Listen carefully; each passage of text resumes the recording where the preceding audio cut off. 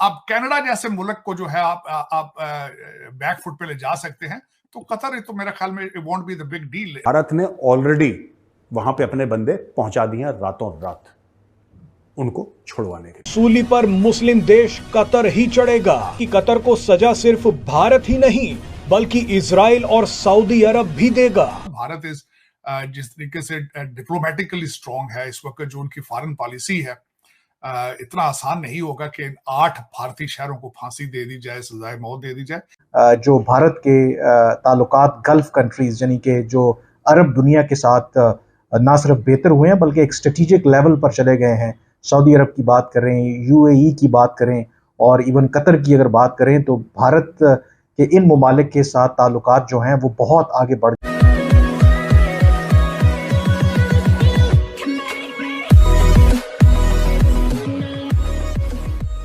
नमस्कार दोस्तों, अब यहाँ पर यही बात हो रही है कि कनाडा जैसा कंट्री अगर इंडिया के सामने बैकफुट पर जा सकता है। अब कनाडा ने क्या किया था, सबसे पहले पार्लियामेंट में एकदम कॉन्फिडेंस के साथ, कैनेडियन पार्लियामेंट में कॉन्फिडेंस के साथ जस्टिन ट्रूडो वहाँ के प्रधानमंत्री ने स्पीच दे दी कि भाई जो भी यहाँ पर जो किलिंग हो रही है उसमें इंडिया का इन्वॉल्वमेंट है। फिर जब इंडिया ने पूछा कि भाई प्रूफ दीजिए, तो प्रूफ उसके पास कुछ रहा नहीं।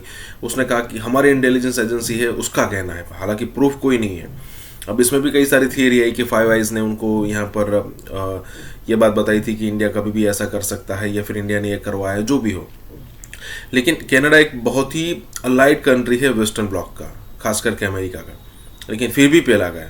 तो फिर ज़रा सोचिए कतर किस खेत की मूली है, कतर भी यहाँ पर पेला जाएगा। अब उनको लगता होगा कि भाई हमारे पास पत्ते हैं, 8 इंडियंस हैं, हम उनको जैसे चाहे यूज़ कर सकते हैं। लेकिन ये भूल रहे हैं कि अगर मान लीजिए 2-3 सालों के अंदर अंदर अगर इंडियन गवर्नमेंट ने वहाँ पर रहने वाले जो काम करने वाले इंडियंस हैं, अगर उनके लिए एक दूसरा ऑप्शन खोल दिया किसी भी जगह पर, चाहे वो सऊदी हो चाहे यूएई हो, तो फिर होता रहेगा।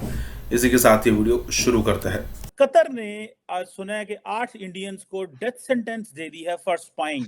आप क्या समझते हैं, ये कितना बड़ा डिप्लोमेटिक सेटबैक है?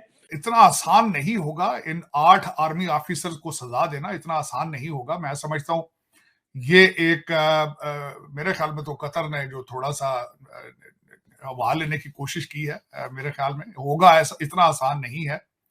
धारा ग्लोबल टेक्नोलॉजीज एक प्राइवेट कंपनी थी जो कि उनके फोर्सेस को ट्रेन करते थे। ये सारे रिटायर्ड नेवल ऑफिसर्स थे जो कतरी, जिनका कॉन्ट्रैक्ट था कि कतरी फोर्सेस को ट्रेन करना वहां पे, और उन पे इल्जाम यह था कि उन्होंने इटालियन सबमरीन थी कोई, उसके बारे में मुखबरी की है इजराइल को। लेकिन देखें, मैं दुनिया के अंदर जहां भी अगर देखा जाए, क्योंकि मैं बहैसियत स्टूडेंट ऑफ लॉ इसके ऊपर अपील के राइट्स होते हैं। दूसरा, अगर आपको अदालत के ऊपर एतमाद ना हो तो जो डिफेंडेंट होता है वो अपना वेन्यू चेंज की भी अपील कर सकता है। तो ये इतना आसान नहीं होगा। भारत जिस तरीके से डिप्लोमेटिकली स्ट्रांग है इस वक्त, जो उनकी फॉरेन पॉलिसी है, इतना आसान नहीं होगा कि 8 भारतीय शहरों को फांसी दे दी जाए, सजाए मौत दे दी जाए। It won't be that easy. लेकिन ये मेरे ख्याल में कतर जो है उन्होंने कोई अपनी मार्केटिंग करने के लिए ये स्टंट किया है। जिस तरह पहले वो फीफा कराया, अब उन्होंने मेरे ख्याल ये भी उन्होंने कहा चलें जी लोगों को अट्रैक्ट किया जाए, लेकिन बैकफायर करेगा। इतनी हार्श सजा देंगे जब आप अनाउंस करेंगे, जो बिजनेस कम्युनिटी होगी वो डर जाएगी। लोग कतर में आने से कतराएंगे। लोग पहले ही देखा जाए तो अगर इन मिडिल ईस्ट के ऊपर जो छोटी स्टेटें हैं, इस्लामिक कंट्रीज के ऊपर एक बहुत बड़ा स्टिग्मा है कि वहां पे विमेन जो है वो ऑप्रेस्ड हैं।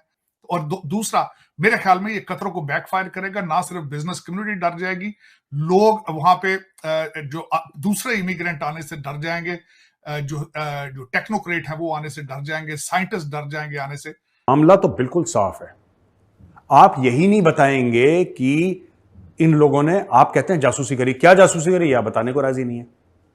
ये कहते हैं साहब हमारे कानून में, अरे ऐसा कैसे हो सकता है यार, आप जिसको सजाए मौत सुना रहे हो उसको ये तो बता दो कि तूने गलत काम करा है। तो भारत को पूरी अभी इसमें मेहनत करनी होगी। हमारी डिप्लोमेसी, हमारे कतर के साथ रिलेशंस जो कि काफी अच्छे हैं, कतरियों से बोलना पड़ेगा अरे क्या बदतमीजी है यार ये।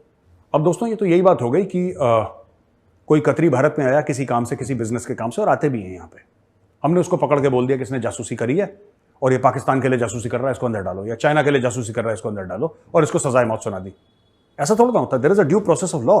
आपको उन लोगों को बैठ के बताना पड़ेगा कि आप कतर के हैं, आप भारत में आए, आपने ऐसी जासूसी करी, हमारे पास ये प्रूफ है, ये आपके खिलाफ केस चल रहा है, ये जज है, ये इस आपका वकील। इनको पता नहीं वकील दिया नहीं दिया, इनको ऐसी सुना दिया। पर वही चीज होती है जिन मुल्कों में डेमोक्रेसी नहीं होती है, जिन मुल्कों में एक शेख है जो आपकी किस्मत तय करता है, फिर वो तो शेख डिसाइड करता है ना कि आप जिएंगे या मरेंगे। लेकिन ये भारतीय हैं और भारत ने ऑलरेडी वहां पे अपने बंदे पहुंचा दिए हैं रातों रात उनको छुड़वाने के। मुस्लिम देश कतर के लिए उल्टी गिनती शुरू हो चुकी है। भारत काफी समय से कतर को उसकी औकात दिखाना चाहता था और अब वो मौका भारत को मिल गया है। कतर ने गैर कानूनी तरीके से भारत के 8 पूर्व नौसैनिकों को मौत की सजा सुना दी। लेकिन आप लिखकर रख लीजिए कि सूली पर मुस्लिम देश कतर ही चढ़ेगा। आप ये जानकर हैरान हो जाएंगे कि कतर को सजा सिर्फ भारत ही नहीं बल्कि इजराइल और सऊदी अरब भी देगा। दरअसल कतर वो देश है जिस पर खुद खाड़ी देश ही कट्टरता और आतंक फैलाने का आरोप लगा चुके हैं। अब इसी का फायदा भारत कतर की धज्जियां उड़ाने के लिए करेगा। भारत कतर का वही हाल करेगा जैसा किसी आतंकी देश के साथ किया जाता है। कतर का हुक्का पानी बंद करवाया जाएगा, ठीक वैसे ही जैसा पाकिस्तान के साथ किया गया और फिर कनाडा के साथ किया गया। अब नंबर कतर का है। कतर को झुकाने में ज्यादा समय नहीं लगेगा क्योंकि खुद खाड़ी देश ही कतर से नफरत करते हैं। आपको बता दें कि कतर ने भारत और इजराइल का एक साथ गिरेबान पकड़ने की कोशिश की है। पाकिस्तान को अपना छोटा भाई मानने वाला कतर नहीं चाहता कि खाड़ी देश भारत और इजराइल के नजदीक आए। कतर उसी दिन से छाती पीट रहा है जिस दिन से भारत, इजराइल, अमेरिका, सऊदी अरब और संयुक्त अरब अमीरात ने आईमैक कॉरिडोर बनाने की घोषणा की थी। जो भारत के ताल्लुकात गल्फ कंट्रीज यानी कि जो अरब दुनिया के साथ ना सिर्फ बेहतर हुए हैं बल्कि एक स्ट्रेटेजिक लेवल पर चले गए हैं। सऊदी अरब की बात करें, यूएई की बात करें और इवन कतर की अगर बात करें तो भारत के इन ममालिक के साथ ताल्लुकात जो हैं वो बहुत आगे बढ़ गए हैं। और इस बीच ये खबर आना यकीनी तौर पर ये एक बॉम्ब शेल है और बहुत से सवालात भी इस हवाले से अब उठेंगे। जो भारत की जो अप्रोच है, जो पॉलिसी है कनाडा के साथ, आपको पता है कि पहले ही एक डिप्लोमेटिक वॉर चल रही है भारत की, और अब कतर की तरफ से ये जो इकदाम है यकीनी तौर पर भारत के लिए एक बहुत बड़ा एक डिप्लोमेटिक आप कह सकते हैं कि चैलेंज है। अभी तक नहीं था, लेकिन मेरा नहीं ख्याल कि कतर जो है वो इनको फांसी दे पाएगा। मेरे ख्याल में इस पे मेरी ओपिनियन तो यही है, ताकि आप वो कर सकें। आपको क्या लगता है विच वेस्टर्न और which Arab country could be a good office for India to communicate? Saudis ने तो कतर पे पहले ही जो आपको पता है बाइकआउट किया हुआ था। अमेरिका ही अमेरिका है, यहाँ से निकाल सकता है, लेकिन अमूमन तो इंडिया अमेरिका की सुनता नहीं है इतनी। आपको पता है रशिया से तेल लेना हो, कनाडा के मामले में इंडिया ने अमेरिका की नहीं सुनी। तो यहाँ पे आके जो है आपको पता है कतर ने हमास की तमाम जो लीडरशिप है उसको रखा हुआ है, तो अमेरिकियों की ही इन्फ्लुएंस है। आपको क्या लगता है? चीमा साहब, 7 जो है वो इन्होंने स्टेट्स ने 7 स्टेट्स जो है ये इन्होंने हाईएस्ट अवार्ड मोदी साहब को दिया है, ये भी यहां बताना चाहूंगा। और बहरीन साथ है, बहरीन भी जो है वो इब्राहिम अकॉर्ड का भी हिस्सा है, अमेरिकन भी है। कतर के अंदर अमेरिका की जो है बेस भी मौजूद है, बहरीन में भी उनकी बेस मौजूद है। लेकिन उसमें मैं समझता हूं कि it won't be that difficult मेरे ख्याल में। देखें, इस्लामिक लॉज के हिसाब से अगर इस्लामिक लॉज है तो उसमें मर्डर के ऊपर भी जो है देकर पैसे देकर तो आप माफी मांग कर आप उसमें से मर्डर में से छूट जाते हैं। आप इस्लामिक लॉ इतना सख्त नहीं है अगर देखा जाए, उसको उसमें गुंजाइशें मौजूद हैं। दूसरा, अगर देखा जाए तो इस वक्त इंटरनेशनल कम्युनिटी सबसे पहले तो ये देखना शवाहिद देखना चाहेगी कि how guilty they are, what are the original facts, जो कि अभी तक नहीं बाहर आ रहे हैं। अभी तक सिर्फ जो है वो एक सतही तौर पर थोड़ी सी इंफॉर्मेशन बाहर लीक हुई। आप कनाडा जैसे मुल्क को जो है आप बैकफुट पे ले जा सकते हैं, तो कतर तो मेरा ख्याल में it won't be the big deal. Law is law definitely, लेकिन इस वक्त ये अंदाजा आप रखें चीमा साहब कि they are dealing with the 5th largest economy of the planet at the same time.